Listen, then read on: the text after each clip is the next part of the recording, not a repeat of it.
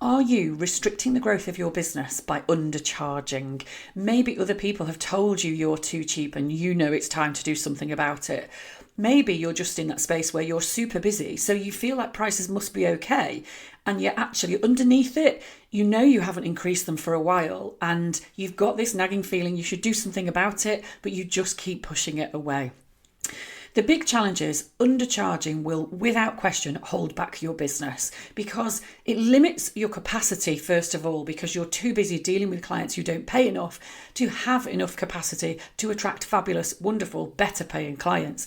But it also restricts your growth because it reduces your capital funds. It reduces the money that you've got to actually invest in growth, whether that's hiring a team, hiring marketers, outsourcing more work, spending more money on marketing. If you're undercharging, you restrict all of those areas of your business. So today, what I'm going to talk about, today what I'm going to talk about are the perils of undercharging, about why you're doing it, and what's sitting behind that and what you can do about it.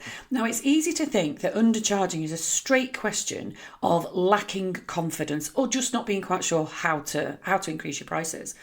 And that makes sense in the first couple of years of your business when you're working everything out and it's all quite chaotic and nothing is hugely certain.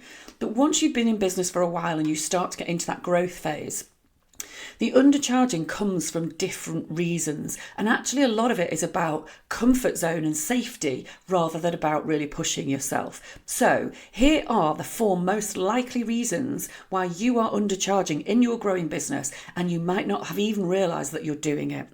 So the first is because Bob says you're too cheap. We've all had that moment. Where somebody says, blimey, Dave can do that cheaper, she can do that cheaper. Oh, not sure about that price. And it's very easy for that to get inside your head and you start to question your whole pricing model. And you respond to that one customer. But the thing to bear in mind is Bob is a price sensitive customer. He's not somebody who really appreciates value. He's probably not somebody who's massively loyal. What he wants is purely the cheapest price and he doesn't mind where he gets that from. And the thing is, somewhere between 10 and 30% of people buy purely on price. So unless 10 to 30% of people that you're talking to tell you you're too expensive, that's probably a sign that you're actually too cheap. So please don't respond to the first person that tells you you're too expensive. What they're actually telling you is you've got it right. So the second reason is absorbing price increases. So your own suppliers, all the software that you use, all the different services that you use. We know that prices have gone up across the board massively in the last couple of years, but we also see a lot of pressure from the media around things like cost of living crisis and everybody's struggling, and we want to be nice and we don't want to make anybody's struggles harder. So it's really easy to just keep absorbing those price increases, to feel frustrated, to be annoyed, but to just keep that in-house and just allow that essentially to erode your profits. But that is exactly what is meaning that you don't have the fund for growth, that fund to expand your team, to do more marketing, to really chase those bigger, better, fabulous clients.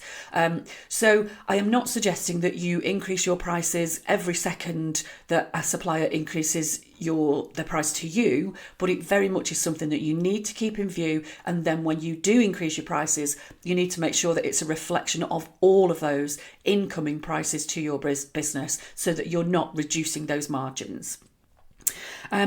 Number 3 is price matching people who are not your peers.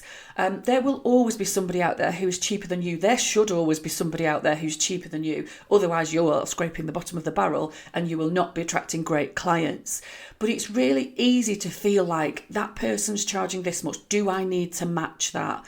But really what you have to look at is the level, the depth of your service, the depth of your competence, the extent of your experience, because that's what you're charging for. You're not charging for the simple basic work that you do. You're charging for the experience, for the credibility, and for the whole service delivery. So if you're looking at other people's prices and you're comparing, make absolutely certain that you are comparing like for like. You're comparing yourself with somebody who's as experienced, as knowledgeable, as credible as you are, and somebody who has a similar business. So not somebody who's sat in their back bedroom while you have got an office, a team, and a lot of business overheads to reflect. So don't price match the wrong people. And the last one is using busyness as proof that your prices must be right. I've got lots of customers, we've got loads of clients, so therefore the price must be right. Chances are you've got loads of customers because actually you're a bit too cheap. But what you're doing there is you are massively limiting your capacity. But what's super easy when you're so busy is to just ignore it. I haven't got the time. I haven't got the brain space to really stop and think about these price changes. And if I change my price, will I lose loads of clients? So busyness should lead to a lovely swollen bank account. And if it's not, then that is the best signal you've got that you are undercharging. So it's not just about confidence when you're undercharging, but what it is about is really limiting your business.